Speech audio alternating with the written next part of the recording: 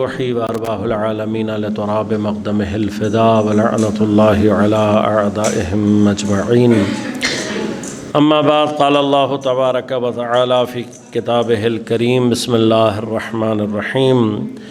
فلينظر الإنسان إلى طعامه. صدق الله العلي العظيم. مومنین کرام، سامعین محترم، عزیزان گرام قدر، آج کی اس گفتگو کا جو عنوان ہے وہ بنیادی طور پر غذا اور اس کے اثرات کے عنوان سے ہے۔ غذا کے عنوان سے بحث میں ہمارے پاس مختلف پہلوؤں سے گفتگو کی جو گنجائش ہے وہ بہت زیادہ ہے۔ وہ ابتدائی ترین اور اہم ترین گفتگو غذا میں غذائے حلال اور غذائے حرام، یہ اپنی جگہ ایک مفصل موضوع اور تفصیلی بحث ہے کہ جس کے لیے اشارتاً صرف آپ کی خدمت میں یہ عرض کروں گا کہ لقمہ حرام کی تاثیر انسان کے بدن اور اس کی روح کے اوپر خوفناک ہے۔ یعنی اگر انسان اس بات کی طرف متوجہ نہ ہوں کہ جو میں کھا رہا ہوں وہ حلال ہے یا حرام، تمیز نہ کرے حلال اور حرام کی، معنویت اور روحانیت اور ایمان کے اعتبار سے ایسا انسان کسی مقام تک نہیں پہنچ سکتا، بلکہ اس غذائے حرام کے جو آثار ہیں انسان کے قلب کے اوپر، اس کے نتائج حتیٰ انسان کے دل میں قساوت قلبی، انسان کے قلب میں وہ تاریکی ایجاد کرتا ہے غذائے حرام کہ حتیٰ امکان ہے کہ یہ غذائے حرام، لقمہ حرام انسان کو ایمان کی وادی سے باہر نکالتا۔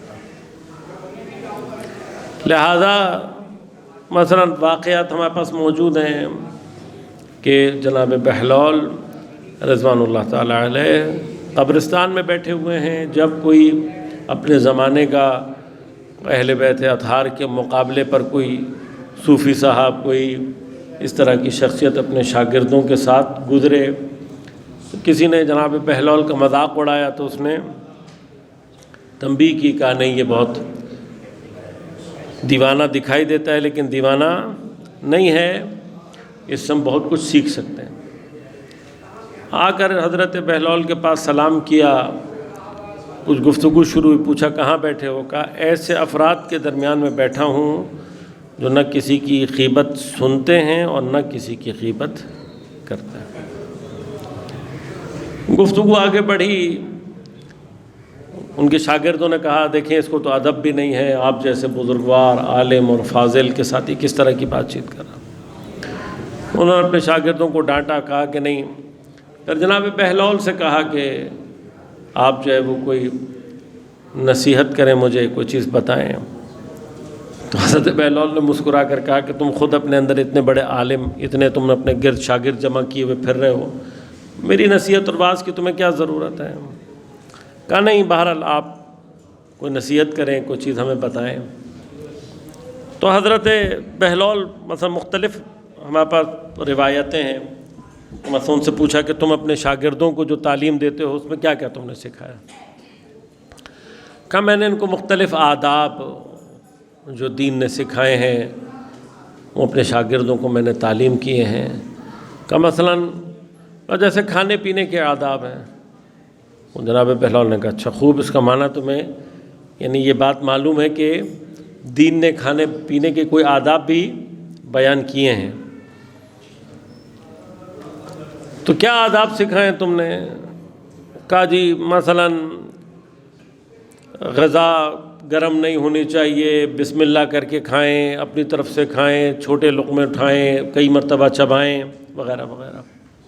تو جناب بہلول نے مسکرا کر اس سے کہا کہ جب تم ان کے استاد ہو کر تمہیں ابتدائی آداب نہیں معلوم تو تم ان کو سکھاتے کیا ہوگا؟ اب بعض شاگرد جو تھے وہ یقیناً غصے میں آئے، انہوں نے اہانت کرنا شروع کی، لیکن انہوں نے روکنے کے بعد کہا اچھا اگر مجھے نہیں پتا تو آپ بتائیے۔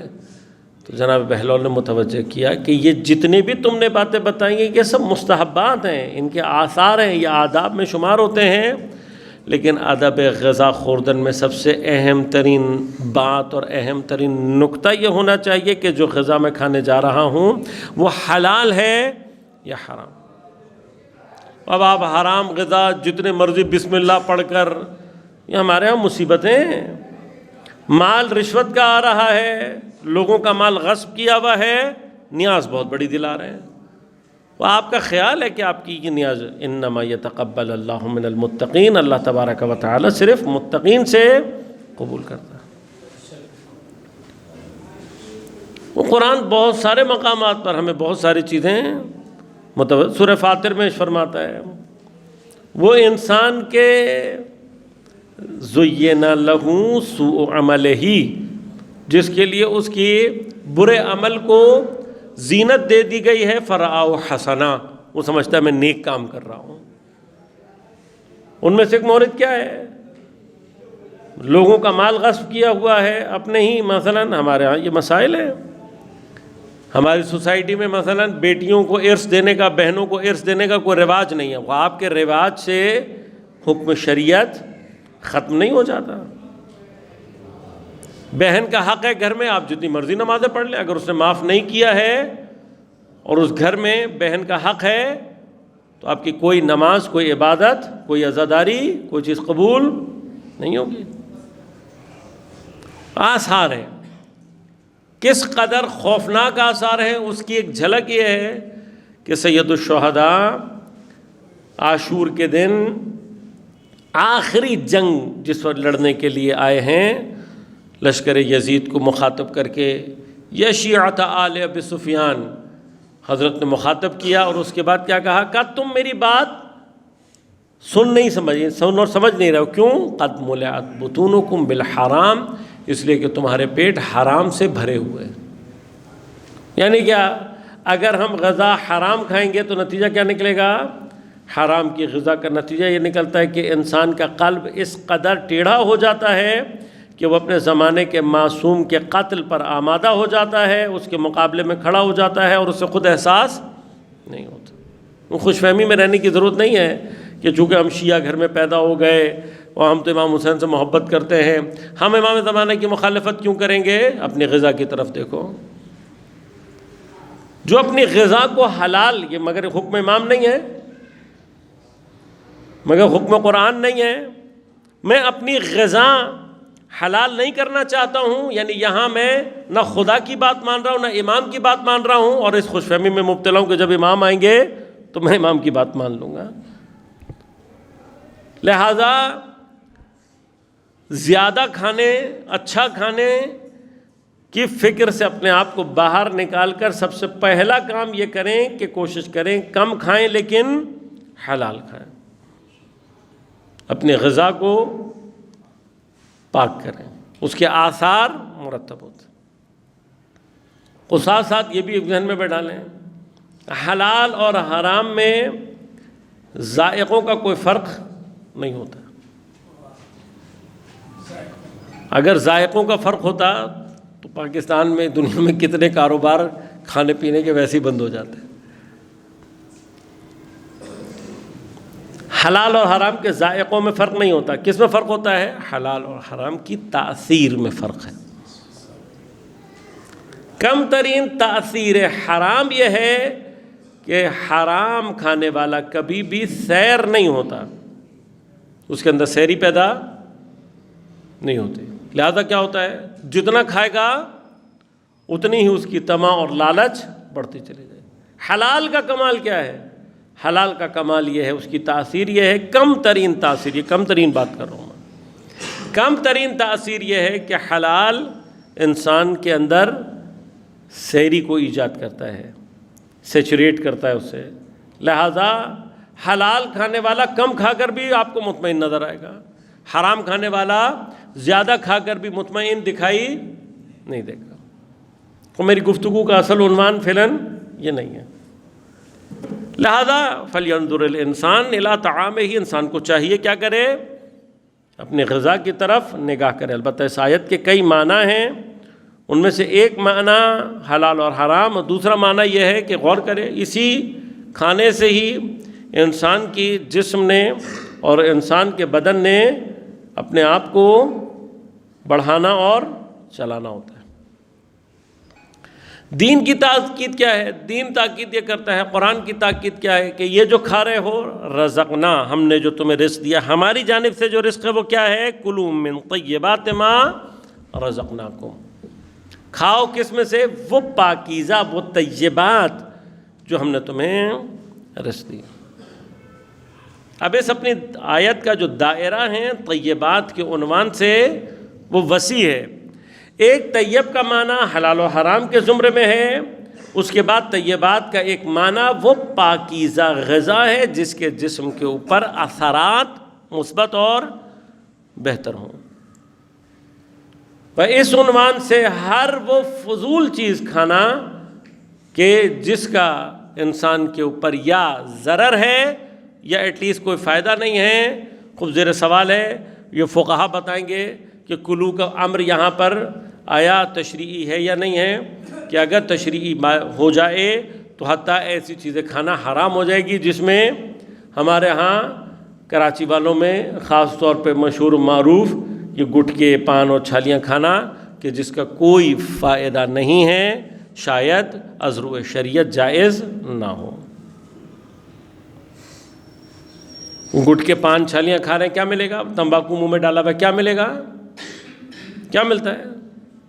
کچھ دیر کا شاید کوئی ذائقہ یا کچھ مزہ ہے، لیکن اس غذا کا یا اس چیز کا انسان کے بدن کے اوپر کوئی بھی پازیٹیو امپیکٹ نہیں ہے۔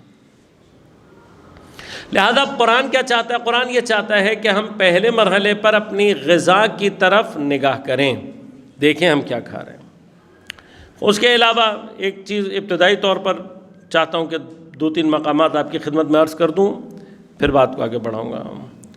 ارشاد فرمایا کلوا واشربوا ولا تسرفوا، کھاؤ پیو مگر اسراف نہ کرو۔ یہی ایک آیت اگر ہم لے کر اپنی شادیوں میں چلے جائیں کہ آج کل ماشاءاللہ سیزن بھی چل رہا ہے،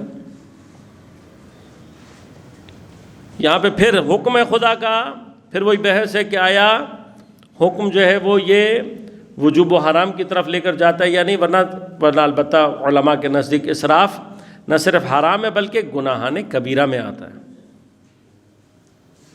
اور ہم عام طور پہ شادیوں میں کھانا پکانے کے عنوان سے بھی اسراف کر رہے ہوتے ہیں اور کھانا کھانے کے اعتبار سے بھی اسراف کر رہے ہوتے ہیں۔ میں نے آج تک تقریباً کوئی شادی نہیں دیکھی کہ جس میں کھانا کھلتے ہی لوگ ایسے کھانے پر نہ ٹوٹ پڑیں کہ جیسے زندگی میں یہ ان کا پہلا اور آخری کھانا۔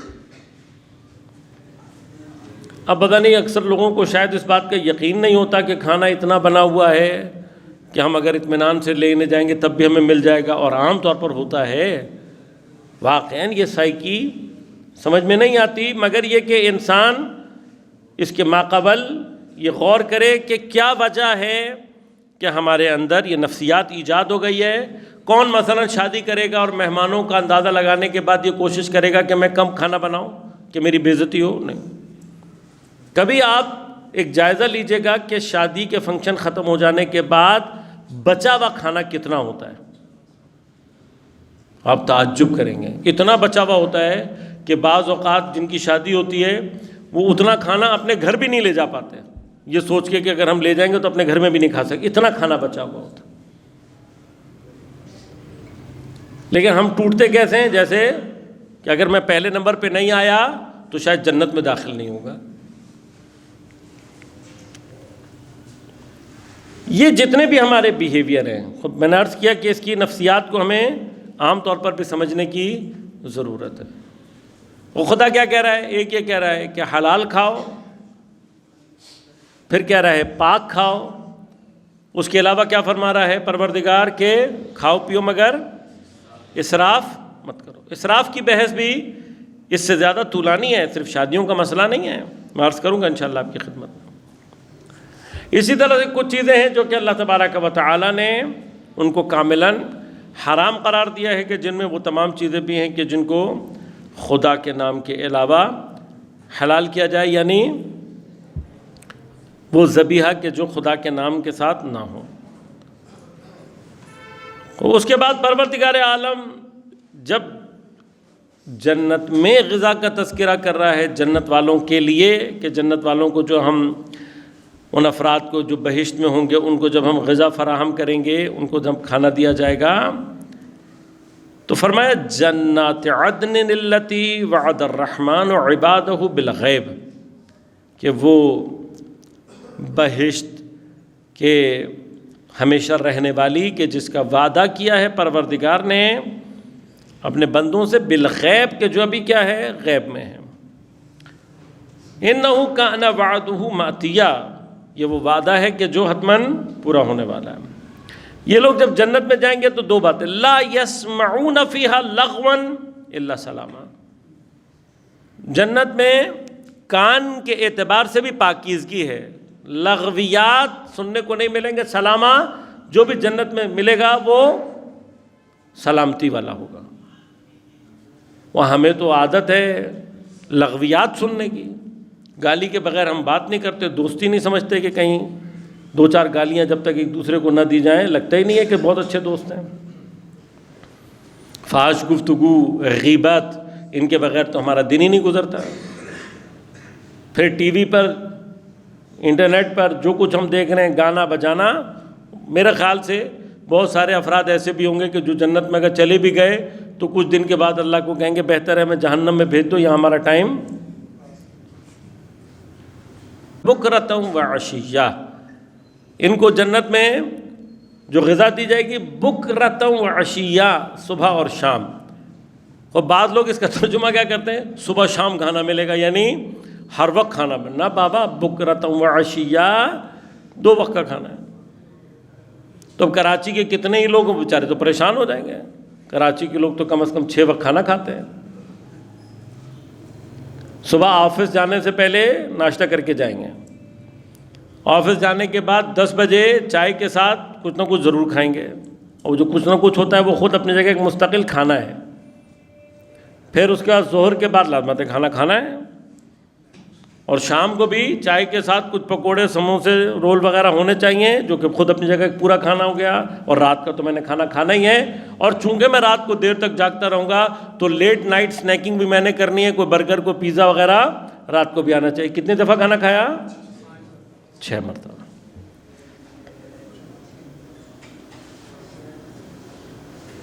آپ سے حساب کتاب میں غلطی جو ہے معاف نہیں ہو سکتے، باقی پارٹی اگر غلطی کر بھی دے آپ سے جائز نہیں ہے۔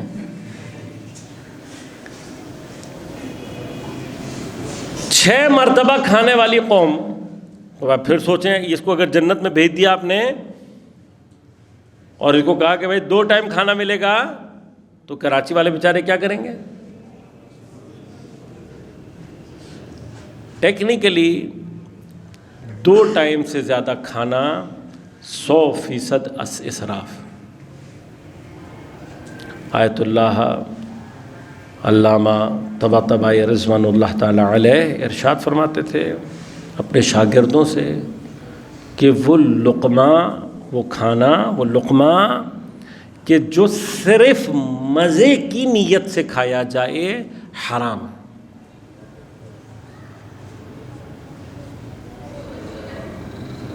کیوں؟ صرف مزے کی نیت سے کھانا لغو ہے، لغو محض ہے، کوئی ہدف نہیں ہے اس کا۔ وہ ایک حرام جو کہ رشوت اور حرام پیسے اور اس سے آیا وہ ہے، ادھر یہ تو حساب کبھی ہم نے حساب ہی نہیں کیا، یہ بھی کبھی حرام ہو سکتا ہے، اس کی بھی کوئی تاثیر ہو سکتی ہے۔ لہذا دین کیا کہتا ہے؟ دین کہتا ہے العقل السالم فی جسم السالم، عقل سالم جسم سالم۔ اگر عقل کو خراب کرنا ہو، عقل کو فاسد کرنا ہو تو راستہ کیا ہے؟ کیا راستہ ہے؟ کیا کیا جائے؟ جسم کو فاسد کر دیں عقل فاسد ہو جائے گی. جسم کو فاسد کرنے کا سب سے بہترین راستہ غذا کے ذریعے سے.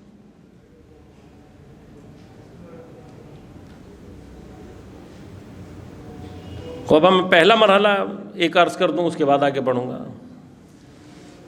وہ یہ کہ یاد رکھیے گا، اگر انسان معنویت میں، روحانیت میں، سیر اللہ، تقوی، زہد، یہ جتنے بھی مراتب ایمانیہ ہیں، حتیٰ خود ایمان، وہ اسلام ایک مرحلہ ہے کہ جو مثلا اتفاقاً بالجبر بالکراہ ہم اس میں داخل ہو جاتے ہیں. مسلمان گھرانے میں پیدا ہو گئے اس لیے مسلمان ہیں. البتہ یہ اسلام کسی کام آنے والا نہیں ہے، یہ ایک الگ بحث ہے. لیکن فرض کریں کہ اس عنوان سے کہ کلمہ جانتے ہیں، اشہدو ان لا الہ الا اللہ، اشہدو ان محمد الرسول اللہ، اشہدو ان علی ولی اللہ، یہ چونکہ پڑھتے ہیں اس لیے مسلمان ہیں. یہ اسلام ہمیں بہشت میں پہنچائے گا یا نہیں، کامیابی تک پہنچائے گا یا نہیں پہنچائے گا، یہ کاملاً جداگانہ بحث ہے کہ جو موضوع میں کھولنا نہیں چاہتا. لیکن اس اسلام سے بھی ایمان کی طرف حرکت کرنا، اپنے آپ کو مومن بنانا، یہ حرکت ایمانی، یہ حرکت روحانی، یہ حرکت معنوی، یہ سیر اللہ، اس کا بنیادی ترین مقدمہ غزہ سے بندھا ہوا ہے. یعنی آپ سوچیں کہ میں بہت نمازیں پڑھ لوں گا، میں روزے رکھوں گا، میں مثلا عزاداری کروں گا، میں پیدل چل کر مثلا نجف سے کربلا جاؤں گا تو میں نے سیر اللہ کی. نہ،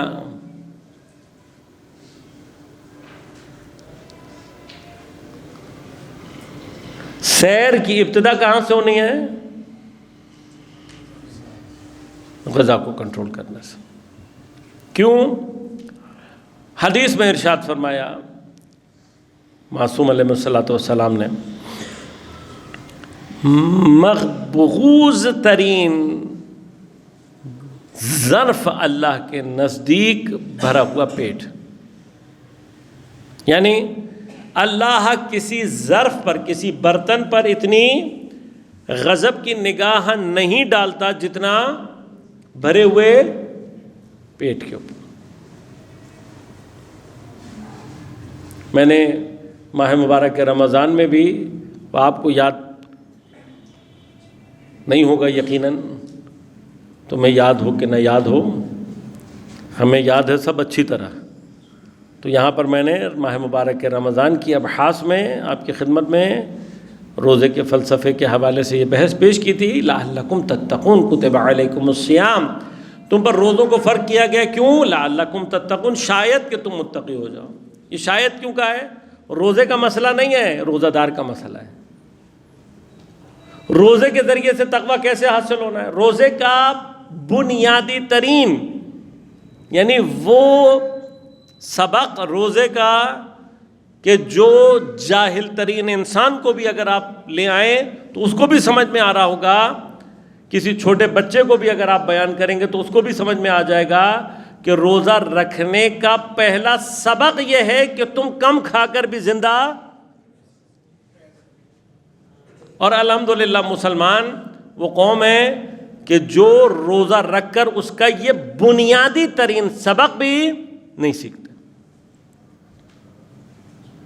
ہمارے روزے کبھی بھی ہمیں تقویٰ کی منزل تک نہیں پہنچا سکتے. کیوں؟ کیونکہ عین روزہ رکھتے ہوئے ہم اسی سبق کی، پہلے سبق کی مخالفت کر رہے ہوتے ہیں.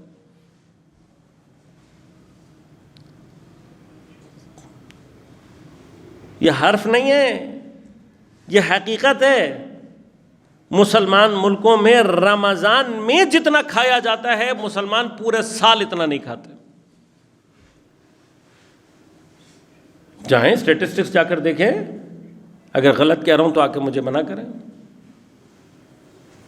6 وقت کھانا کھانے والی قوم رمضان میں روزہ رکھ کر بھی باقی پورے سال سے زیادہ ماہ مبارک کا رمضان میں کھانا کھاتی. کیوں؟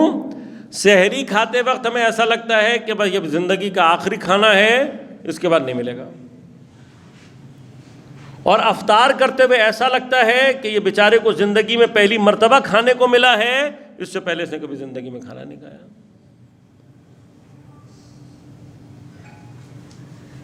خدا رسول کیا کہہ رہے ہیں، معصوم کیا کہہ رہے ہیں؟ مقبوض ترین برتن وہ ہے جو پیٹ بھرا ہوا ہے اللہ کی نظر۔ اب یہ حرام سے بھرے ہوئے پیٹ کی بات نہیں ہو رہی، یہ حلال ہے، لیکن اگر پیٹ بھرا ہوا ہے، فرض کریں شراب کا کوئی یہاں پہ برتن بھر کے رکھا ہوا ہو، اللہ ہاں اس برتن پر اتنی غضب کی نگاہ نہیں ڈالے گا جتنی اگر میں پیٹ بھرا ہوا ہوں میرے پیٹ کے اوپر غضب ڈالے گا۔ اب پیٹ بھر کر نماز کے لیے کھڑے ہو کر کہہ رہا ہوں غیر المغضوب علیہم، یہاں پر مقبوض کون ہے؟ کون ہے مغضوب؟ اپنے یہاں، اس لیے امام نے فرمایا رب تالی القرآن والقرآن یلعنہم، کتنے قرآن پڑھنے والے تلاوت کرنے والے ایسے ہیں کہ قرآن پڑھ رہے ہوتے ہیں، قرآن انہی کے اوپر لعنت کر رہا ہوتا ہے۔ یہ غیر المغضوب جس کو کہہ رہے ہیں سو کون ہے؟ اب جس روزے کی ابتدا بھی مغضوب اور انتہا بھی خدا کے غضب پہ، یہ روزہ کبھی آپ کو فائدہ پہنچا سکتا ہے؟ نہیں پہنچا سکتا۔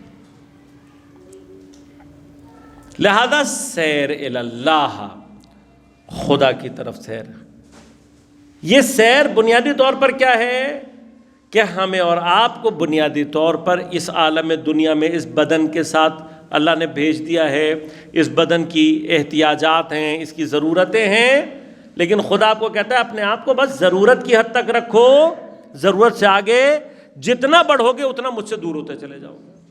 یہ سمپل سبق ہے۔ لہذا میں خدا سے کتنی دور ہوں؟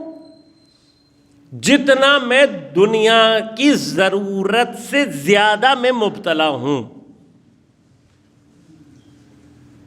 میرے پاس کپڑے زیادہ ہیں، میں کھانے زیادہ کھاتا ہوں، میرے پاس جوتے زیادہ ہیں، موبائل زیادہ ہیں، گھر زیادہ ہیں، زمینیں زیادہ ہیں، بینک بیلنس زیادہ ہے، بڑھاتے چلے جائیں۔ کچھ کے پاس دنیا کم ہے لیکن پھنسے ہوئے زیادہ ہیں۔ مثلا بعض لوگ وہ کہتے ہیں یار ہم تو ویسے فقیر لوگ ہیں، ہم سے تو اللہ تعالیٰ حساب نہیں کرے گا۔ ہو سکتا ہے کہ آپ 10 روپے میں اس سے زیادہ پھنسے ہوئے ہوں جتنا کوئی امیر 1 کروڑ روپے میں نہ پھنسا ہوا ہو۔ کیوں؟ یہ 10 روپیہ بھی اگر آپ کا خمس بن گیا ہے اور آپ سے نہیں دیا جا رہا تو 10 روپے میں اور اس 1 کروڑ روپے میں خدا کے نزدیک کوئی فرق نہیں ہے۔ وہ بھی خمس خور ہے، آپ بھی خمس خور ہیں، لیکن آپ پر زیادہ تعجب ہوگا۔ کیوں؟ جب آپ کے پاس نہیں ہے، یہ 10 روپے رکھنے سے آپ امیر نہیں ہوں گے اور دے دینے سے کوئی بہت بڑی غربت آپ کے اوپر مسلط۔ بعض اوقات ہم سمجھتے ہیں ہم تو غریب آدمی ہیں، ہمارا تو کام ہی کوئی نہیں ہے۔ ایسا نہیں ہے عزیزان من، میں دنیا میں کتنا پھنسا ہوا ہوں۔ اب اس دنیا سے اپنے آپ کو جدا کرنے کی جو پہلی اور بنیادی ترین پریکٹس ہے وہ غذا کے ذریعے سے۔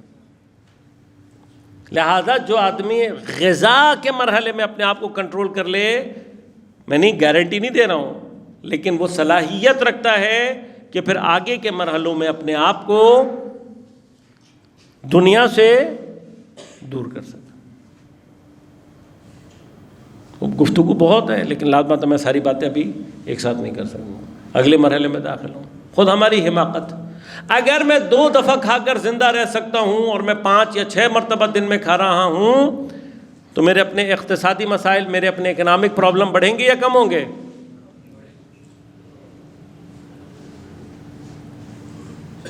ہم خود اپنی انکم کا ایک بڑا حصہ خود کھا رہے ہیں، بس کھانے کے بعد کیا ملے گا؟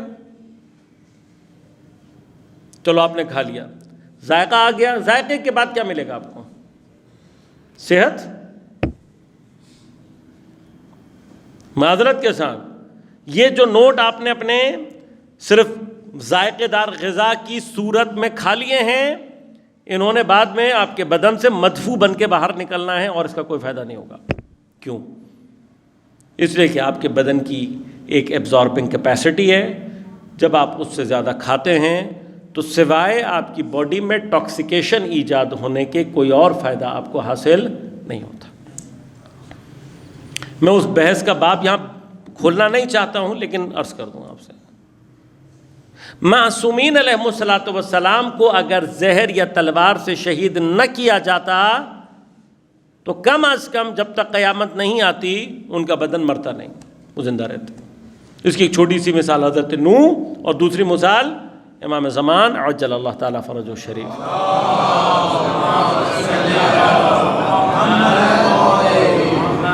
تیسری مثال حضرت خضر، مثالیں بہت ہیں، یا سائنس نے پروف کر دیا ہے۔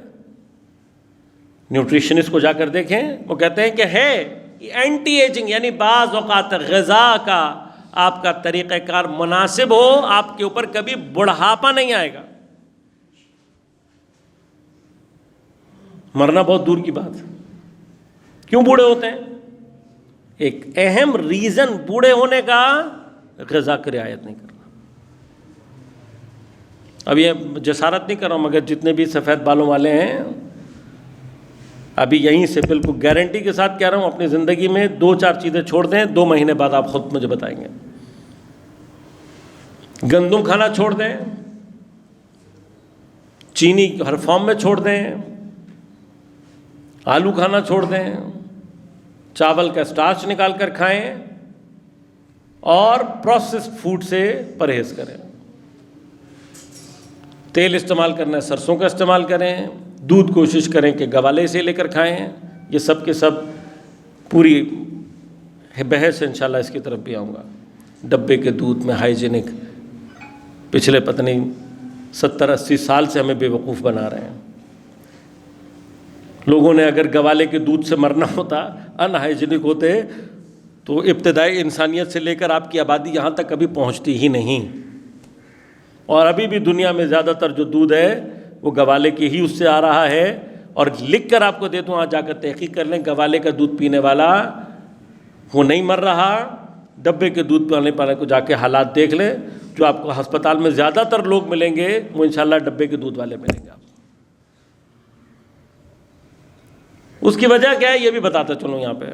اس کی وجہ یہ ہے کہ یہ جو پروسیس فوڈ ہے، جس کے پیچھے پبلسٹی اور کچھ ضمیر فروش ڈاکٹروں کو شامل کر کے، یا کچھ ذہنی طور پر اسیر ڈاکٹروں کو استعمال کر کے، یہ وہ احمق ڈاکٹر ہیں کہ جن کو، معذرت کے ساتھ کسی کی جسارت مقصود نہیں ہے، لیکن ان کو میڈیکل یونیورسٹی جن کو میڈیسن مافیا فنڈ کر رہی ہوتی ہے، جو پڑھا دیا جاتا ہے اس ایک لکیر کے آگے ان کو کچھ سمجھ میں نہیں آتا۔ جو وہاں پڑھا کے بھیج دیا، یہ سمجھتے ہیں، مثلاً ایک حماقت ان کی یہ بھی ہے کہ دنیا میں ہم جو علاج پڑھاتے ہیں اس کے علاوہ سب کو ڈرامے بازی ہے، دھوکہ ہے، جبکہ آپ کی اپنے علم کی عمر جو ہے وہ 100-150 سال سے زیادہ نہیں ہے۔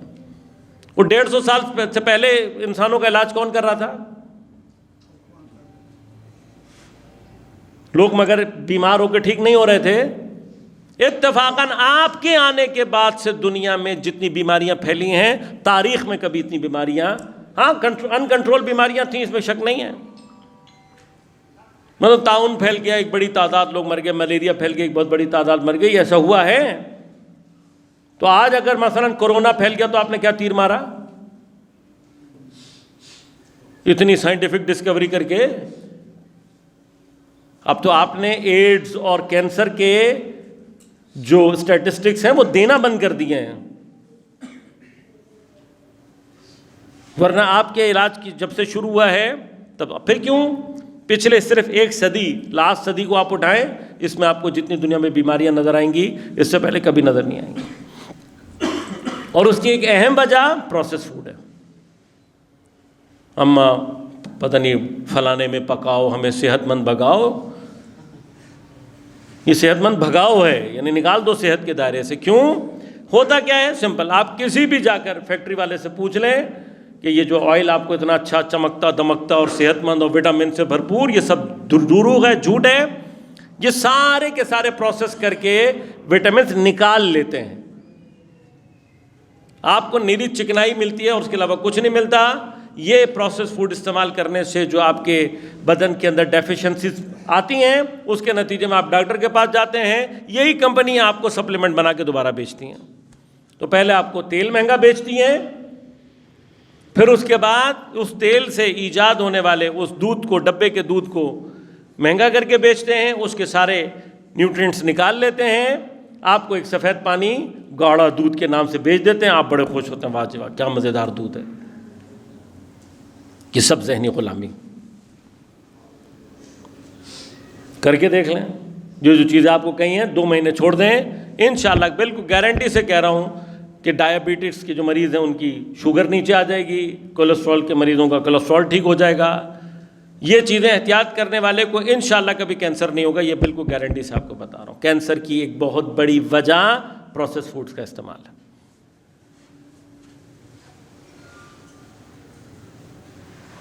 کراچی کے بالکل چیلنج کر رہا ہوں، کبھی چاہیں تو اس کو امتحان کر سکتے ہیں۔ کراچی مثلا یہی آپ کا جعفر طیار، حسینی بلڈ بینک لگتا ہے، یہ سارا کچھ ہوتا ہے، کبھی ان سے درخواست کریں، ہاں اس کے لیے فنڈ جمع کریں، جعفر طیار کے مثلا جتنے بھی لوگ ہیں ان سب کا بلڈ ٹیسٹ کرائیں، بالکل بغیر کسی تکلف کے آپ کی خدمت میں عرض کر رہا ہوں، اور تقریباً چیلنج کر رہا ہوں اکثریت کے پلیٹلیٹس کم ہوں گے، یہ مجھ سے آج لکھوا لیں آپ۔ لہذا کراچی میں ڈینگی سے مرنے والوں کی تعداد زیادہ ہوتی ہے، کیوں؟ ڈینگی کا جو وائرس ہے اس کا کوئی علاج نہیں ابھی تک۔ ڈینگی کا وائرس کرتا کیا ہے؟ جب آپ کو خدا نخواستہ کسی کو لگ جائے، یہ وائرس آپ کی کیپیلریز سمجھتے ہیں، اتنی باریک نسیں ہوتی ہیں جیسے آپ کی انگلی میں، یہاں نظر نہیں آئیں گی آپ کو لیکن یہاں تک آ رہی ہوتی ہے۔ سب سے باریک ترین جو سمجھ لیں وینز ہوتی ہیں جو کہ خون کو بالکل سیلولر لیول تک سپلائی کرتی ہیں، ان کو کیپیلریز کہتے ہیں، ان میں سوراخ کر دیتی ہیں۔ اس کا وائرس کیا کرتا ہے؟ کیپیلریز میں سوراخ کر دیتا ہے، اور اس سے آپ کے بلڈ کے سب سے چھوٹے اجزاء جس میں پانی اور پلیٹلیٹ شامل ہیں اخراج ہونا شروع ہو جاتا ہے۔ لہذا ڈینگی کے مریض کا جو علاج ہے وہ صرف یہ ہے کہ آپ کوشش کریں کہ اس کو ڈی ہائیڈریشن نہ ہو اور اس کے پلیٹلیٹس کم نہ ہو۔ پلیٹلیٹس کو بڑھانے کا واحد راستہ پھل ہے، اور یہ میں ابھی کاظم بھائی کو کہوں گا ایک سروے ابھی یہاں پہ کر کے دیکھیں، پوچھیں تمہارا فیوریٹ پھل کون سا ہے، اکثر کو تو پھل کا سمجھ میں نہیں آئے گا کہ ہوتا کیا ہے۔ کراچی والوں کی بدبختیوں میں سے ایک بڑی بدبختی کیا ہے؟ ہمارے ہاں فروٹ کھانے کا کوئی اتفاقاً دل چاہ گیا کبھی کھا لیا، اس کے بعد گھروں میں آگے پیچھے دفتروں میں دنیا بھر کا کچرا منگا کر کھائیں گے، لیکن فروٹ کھانے کے لیے تیار۔ یہ کیا ہے؟ ذہنی غلامی۔ تجربات کر کے دیکھیں، آپ پروسیس فوڈ کھانا چھوڑ، مائیں ہماری وہ کہتی ہیں مولانا صاحب یہ بچے سبزی نہیں کھاتے۔ وہ پہلا تو قصور آپ کا ہے، اس کا مطلب آپ اچھا پکاتے نہیں۔ آپ اچھا پکائیں گے کھائیں گے، محنت کریں آپ سبزی میں وہ ذائقہ ڈالیں نا کہ جس سے آپ کا بچہ ضبط کھائے۔ آپ جب ایسی لپیٹ کر کھلا دیں گے بغیر محنت کے تو نہیں کھائے گا۔ دوسری بات، آپ چاہتے ہیں آپ کا بچہ غذا، خود آپ مردوں میں سے ابھی یہاں پہ دوبارہ ٹیسٹ کرا لو کتنے لوگ ہیں سبزی کھانے والے۔ بہترین آزمائش، کسی بھی مجلس کے بعد تبرک میں کدو پکا لیں، ایسا لگے گا کہ آپ نے اپنے مرحومین کو ایصال ثواب کرنے کے بجائے ایصال عقاب کر دیا ہے۔ ہر آدمی آپ کے مرحوموں کو برا بھلا کہتا ہوا جائے گا، آپ کو کہے گا یہ دشمن ہے اپنے مرحومین کے۔ کیوں؟ اس نے بریانی نہیں کی۔ وہ وہی آئی ہے کہ بریانی ہوگی تو ثواب زیادہ ملے گا؟ واقعاً بریانی کھلانا مرحومین سے محبت کی علامت ہے؟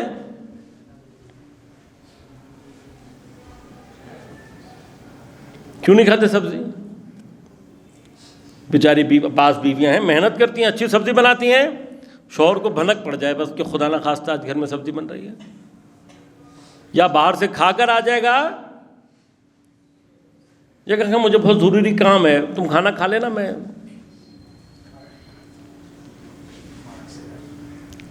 تو ایک وجہ اس سب کچھ کے علاوہ کیا ہے؟ Process food. یہ اپنے بچوں کو چپس اور ان تمام چیزوں کے نام پہ جو آپ کو کچرا آپ کھلا رہے ہیں اپنے بچوں کو، یہ کھلانا چھوڑ دیں۔ خصوصاً کولڈ ڈرنک نامی زہر اپنے بچوں کو پلانا چھوڑ دیں اور خود بھی پینا چھوڑ دیں، کچھ دنوں میں آپ کے ٹیسٹ بڈس کام کرنا شروع کر دیں. یہ جو آرٹیفیشل فلیور، اسٹرانگ فلیورز اور اسٹرانگ چینی آپ پیتے ہیں، یہ آپ کے ٹیسٹ بڈس کو تباہ کر دیتے ہیں. کسی بھی ڈاکٹر سے جا کر، آج تک کبھی کسی ڈاکٹر نے آپ کو کہا ہے بوتل مت پیو؟ شوگر کے پیشنٹ کو بھی ڈاکٹر کہے گا انسولین لگا لو، یہ نہیں کہے گا بوتل مت پیو. یہ خیانت. پھر ہمیں بیمار کرنے والی اس سے آگے کی چیزیں کیا ہیں؟ سفید آٹا. اس وقت چکی کا اچھا آٹا بہترین صحت مند لا کر کراچی والوں کو آپ روٹی کھلا دیں، ایک دفعہ آپ نے کھلا دی، نسلوں تک بتائیں گے کہ انہوں نے ہمیں کالی روٹی کھلائی. اور وہ جو آپ سفید چپاتی پھولی ہوئی کھا رہے ہیں، اتفاقاً وہ سوائے کچرے کے کچھ اور نہیں، جس کو آپ بہت اچھا سمجھ رہے ہیں. یہ سب ذہنی غلامی کے نتیجے ہیں. آپ گندم کھانا چھوڑ دیں، جو کھائیں، باجرے کی روٹی کھائیں. چیلنج کر رہا ہوں، 40 دن باجرے کی روٹی کھا لیں.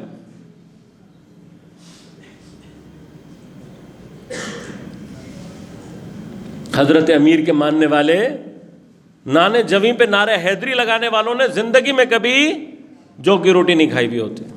یہ ہمارا توسل ہے. ہمارا توسل اہل بیت سے صرف اپنے ذاتی مفاد تک ہے، جبکہ توسل کا یہ معنی ہے وَابْتَغُوا إِلَيْهِ الْوَسِيلَةَ، اللہ تک پہنچنے کے لیے وسیلہ اختیار کرو، نہ کہ اپنی ضروریات کو پورا کرنے کے لیے وسیلہ اختیار کرو. نام عباس وسیلہ ہے ہر دعا کے لیے. کون سی دعا کے لیے؟ جو میرے مفاد میں ہے. وہ نام عباس نے کبھی آپ کو یہ بتایا ہے کہ امام حسین تک پہنچنے کے لیے کردار کیا ہونا چاہیے؟ کبھی آپ نے حضرت عباس کو وسیلہ بنایا ہے حقیقی حسینی بننے کے لیے؟ جناب سیدہ کی نیاز کر کے حلوہ بنا کر کھا لیں گے. کب جناب سیدہ نے خود حلوہ کھایا؟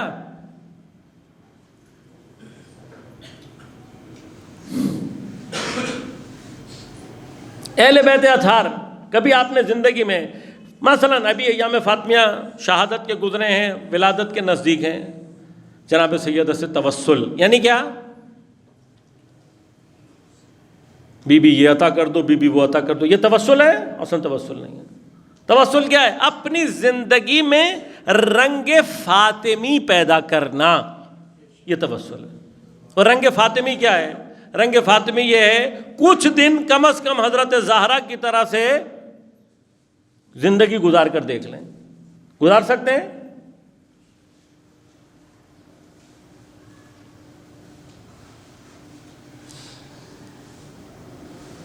نیوٹریشنسٹ آج دریافت کر رہے ہیں 3 دن یتیم و مسکین و اسیر کو اپنا کھانا دے دیا، کچھ نہیں کھایا، پانی پہ گزارا کیا. ایک زمانے میں بعض احمق لوگ یہ کہتے تھے وہی کیسے ممکن ہے، نہیں ہو سکتا وغیرہ وغیرہ. افسوس کی بات یہ کہ اس کا جواب ہم نے نہیں دیا جو اہل بیت کو مانتے ہیں، دوسروں نے تحقیق کر کے دیا.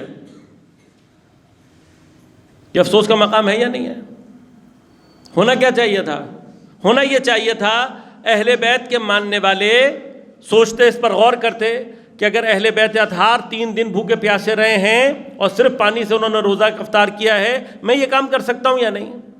ہم نے کہا نہ یہ تو انہی کا کام ہے، یہ یہی کر سکتے ہیں، ہمارے لیے تو یہ دین آیا ہی نہیں ہے. اہل بیت نے کس کے لیے کیا کہا؟ اللہ کے لیے کیا ہے، وہ جانے، اللہ جانے، ہمارا کام نہیں ہے یہ. آج جائیں گوگل پہ لکھیں 3 ڈے واٹر فاسٹنگ، 3 دن صرف پانی پینا. لیکن یہ ابھی نہیں کرنا بھائی، ابھی کرو گے ہسپتال پہنچ جاؤ گے. اس کے لیے ریاضت درکار ہے. اس کے لیے جب آپ اس جگہ پہنچیں گے کہ جب آپ یہ سمجھنے میں انشاءاللہ پریکٹیکلی آپ کو یہ ثابت ہو جائے گا آپ کے اپنے لیے کہ حتیٰ 1 وقت کا کھانا کھانا انسان کے لیے کافی ہے. حتیٰ 2 وقت بھی اگر ٹیکنیکلی دیکھا جائے ثابت بھی نہیں ہے. کبھی ہم نے اہل بیت کی سیرت کو اس نگاہ سے دیکھا ہے؟ مثلا پرانے دور میں مثلا حضرت امیر اٹھتے ہوں گے تو جناب سیدہ پراٹھے انڈے بنا کے، آملیٹ بنا کے رکھتی ہوں گے سامنے. ہاں ہوتا تھا؟ ناشتے نام کی کوئی چیز تھی؟ اور اس زمانے میں آگ، چولہا نہیں تھا اس طرح سے، آگ لانی پڑتی تھی کہیں سے، تب جا کے چولہا جلتا تھا. وہ چولہا جلے گا، پھر اس کے اوپر پکے گا، تب کھایا جائے گا. وہ اتنی دیر میں آدھا دن ویسے نکل جاتا ہے. لہذا کیا ہوتا تھا، زیادہ سے زیادہ دودھ کا ایک آدھ کوئی گلاس پیا، اور جب فریج بھی نہیں تھا تو دودھ آپ رکھ بھی نہیں سکتے، دودھ بھی جب آیا تازہ تازہ تب پئیں گے، ورنہ ایک دو کھجوریں کھائیں، پانی پیا، اپنے کام سے نکل گئے. خواتین جا کر کہیں سے آگ لا کر تیار کرتی تھیں. دوپہر 3 بجے کے 2:30 سے 3 بجے 4 بجے کے درمیان کے یہ وہ وقت ہے کہ جب آ کر کھانا کھایا جاتا تھا. اس کے بعد شام مغرب کے بعد ویسے ہی سوئچ آف، نہ لائٹ ہے نہ کچھ ہے. اللہ اللہ خیر اللہ.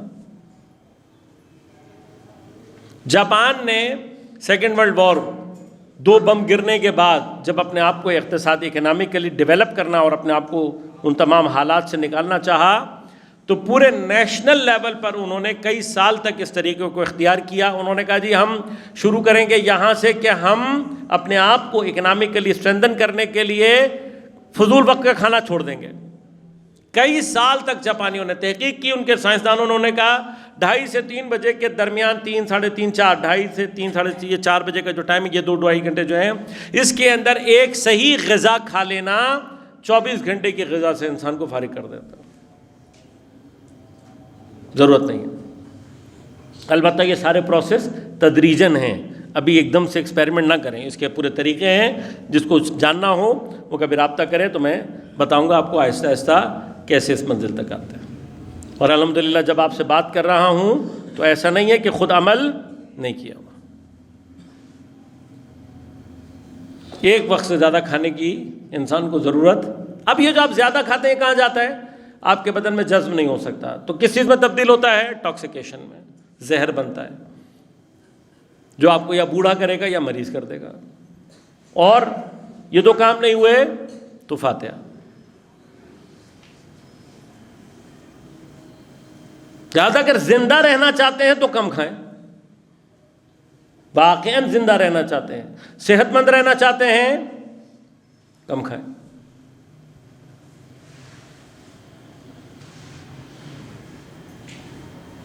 اب اس طرح کے اور بہت سارے مراحل ہیں. رنگ فاطمی کیا ہے؟ رنگ فاطمی یہ ہے کہ اپنی زندگیوں میں ضرورت سے زیادہ چیزوں کو استعمال نہ کریں. ابتدا کہاں سے کرنی ہے؟ غذا سے. 4 چیزیں میں نے آپ کو بتا دی ہیں، یہ عام طور پر آپ اپنی زندگی سے نکالتے ہیں تو کیا ہوگا؟ خود بخود آپ کی چیزیں بہتر ہونا شروع ہو جائیں گی. نیوٹریشنسٹ کیا کہتے ہیں؟ کہتے ہیں جو 3 دن تک صرف پانی پیے اور کر لئے، پھر سے کہہ رہا ہوں تدریجاً ہے، سٹیپ بائی سٹیپ انسان یہاں تک پہنچتا ہے، ایک دم سے نہیں پہنچ سکتا. لیکن اگر پہنچ جائے، یہ کام کر سکے، تو کہا کہ انسان کے اندر معجزاتی تبدیلیاں آتی، جن میں سے تقریباً ہر نوع کے مرض کے آثار ختم ہو جاتے ہیں. اور ہم نے اہل بیت سے صرف معجزات کو دیکھا، ہم نے اہل بیت سے صرف مادیات کو حاصل کیا، ہم نے کبھی اہل بیت سے عمل نہیں لیا. آپ جانتے ہیں یہ آیات جب اتری ہیں، یعنی یہ جب کام اہل بیت اطہار نے کیا ہے، اس وقت اہل بیت اطہار کی اقتصادی مالی صورتحال کیا ہوگی؟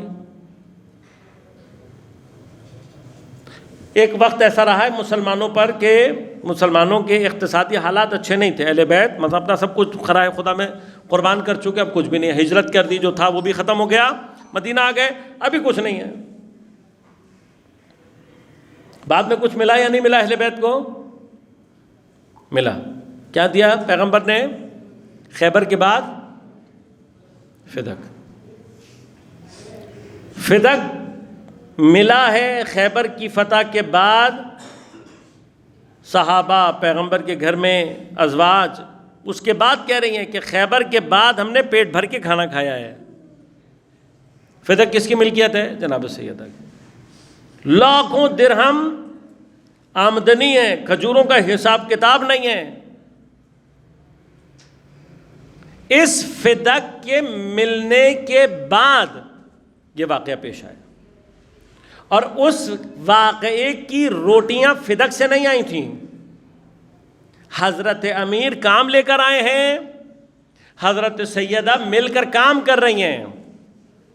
یہ جو ہمارے ہاں بعض خواتین نے، ٹھیک ہے کہ خواتین کی ایک اہم ذمہ داری جس کو دین پسند بھی کرتا ہے وہ گھرداری، اور لیکن اس کا معنی یہ نہیں ہے کہ خواتین اگر کوئی پازیٹیو رول اکنامی میں اپنے خاندان کی کر سکتی ہیں تو جان بوجھ کے نہ کریں، نہ، یہ سیرت سیدہ نہیں ہے۔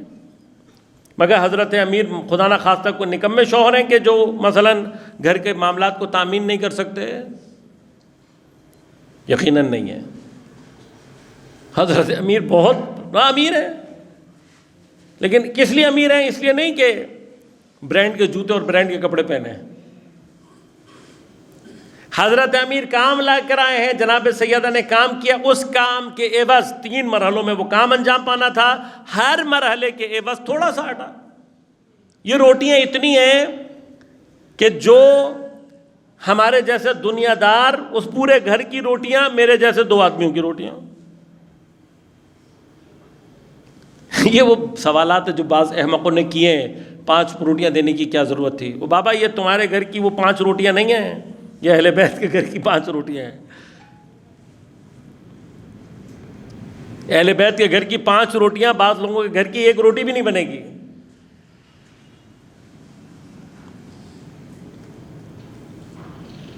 یہ دے دی، کب دی ہے؟ کس پیسے سے؟ جو خود کام کیا ہے۔ 3 دن، کب؟ 3 دن اہل بیت بھوکے رہے ہیں راہ خدا میں، دے دیا سب کچھ، جو کھانا تھا وہ بھی دے دیا۔ کب؟ جب فدق کے مالک ہیں رنگ فاطمی، یعنی یہ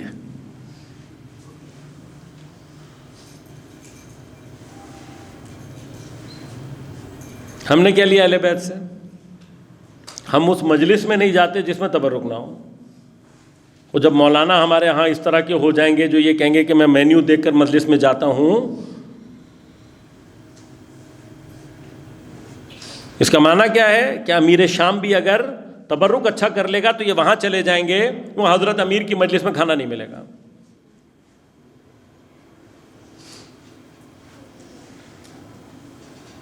لہذا عزیزان من، غذا، اب یہ میں نے صرف اشارات کیے کیونکہ یہ ساری کی ساری باتیں میں اشارے ہی کر سکتا ہوں۔ ایک طرف سے پوری ایک سلسلہ ہے، لوگوں کو اگر دین سے باہر نکلنا ہے، راستہ بہترین کیا ہے؟ اس وہ بات کی باتیں، آپ کو مجھے کافر بنائیں، مجھے یہ کریں وہ کریں، یہ میری اور آپ کی غذا کو خراب کر دیں، مجھے اور آپ کو غذا کا اسیر بنا دیں۔ میں اور آپ جب غذا کے اسیر بنے ہوئے ہوں گے، میں نے ابھی حرام کی ڈیفینیشن دے دی، جب میرے پیٹ میں مختلف طرح کا حرام جا رہا ہوگا تو پھر مجھے سوچنے کی ضرورت ہے کہ میں امام زمانہ کے لیے کسی کو کافر بناؤں، کسی کو کافر بنانے کی ضرورت نہیں۔ جو پیٹ حرام سے بھرے ہوئے ہوں گے یہ کبھی بھی امام زمانہ کے لیے، لہذا دونوں طرف سے یاد رکھیے گا، آپ کی دنیاوی صحت کے لیے بھی اور معنویت کے لیے بھی، اگر آپ اپنی غذا کے اوپر محنت نہیں کر سکتے، کسی بھی خوش فہمی میں رہنے کی ضرورت نہیں ہے۔ اس دعا کے ساتھ کہ پروردگار، بس ایک جملہ کہہ دوں، البتہ شہادت کے ایام گزر چکے ہیں لیکن یہ جملہ کہنا ضروری سمجھتا ہوں۔ یاد رکھیے گا، جو خطبہ بی بی نے دیا ہے اس کو خطبہ فدقیہ کہنا ٹیکنیکلی درست نہیں۔ جس بی بی نے کبھی فدق کے آمدنی سے 1 کھجور نہ کھائی ہو وہ فدق مانگنے جائے گی؟ یہ حماقت ہے۔ پورے خطبے میں جناب سیدہ نے فدق کا کتنی بات کی ہے؟ 2 جملے، اور وہ 2 جملے بھی فدق مانگا نہیں ہے، صرف یہ سمجھایا، مثال کے طور پر دیا ہے کہ یہ دیکھو تم اس طرح کے آدمی ہو، تم وہ لوگ ہو جو کہ مثلاً لوگوں کا مال غصب کر رہے ہو، میرا مال تم نے غصب کیا، یعنی مثال دینے کے لیے جناب سیدہ نے فدق کو تذکرہ کیا ہے، اس سے زیادہ تذکرہ نہیں ہے۔ اصل میں یہ خطبہ مجھے اور آپ کو بیدار کرنے کے لیے ہے اور اس بات کی طرف متوجہ کرنے کے لیے ہے کہ دین فاطمی آسائش اور رفاہ کا دین نہیں ہے، عبادت اور معنویت کا دین ہے۔ اس دعا کے ساتھ کہ خدا ہم سب کو دین سمجھنے اور اس پر عمل کرنے کی توفیق عنایت فرمائے۔ بار الہ ہم سب کو توفیق عنایت فرما۔ منتقم زہرا، منتقم شہداء، منتقم مظلومین جہان امام زمان عجل اللہ تعالیٰ فرجہ شریف کے ظہور میں تعجیل فرما، ہمیں حضرت کے اعوان و انصار میں شمار ہونے کی توفیق عنایت فرما، رہبر انقلاب اسلامی کی حفاظت فرما، مقاومت اسلامیہ کو نصرت و کامیابی عنایت فرما، دین دشمن اہل بیت دشمن قوتوں کو بالخصوص امریکہ اسرائیل اور اس کے حامیوں کو نیست و نابود فرما، ان کے جتنے حامی جس شکل میں پاکستان میں ہیں بار الہ ان سب کو بھی نیست و نابود فرما، مومنین کو اپنے حفظ و امان میں رکھ، پریشانیوں کو دور، مشکلات کو آسان فرما، بیماروں کو صحت کامل عاجل عنایت فرما، ہمارے مرحومین کی مغفرت فرما۔ ربنا تقبل منا انک انت السمیع العلیم برحمتک یا ارحم الراحمین۔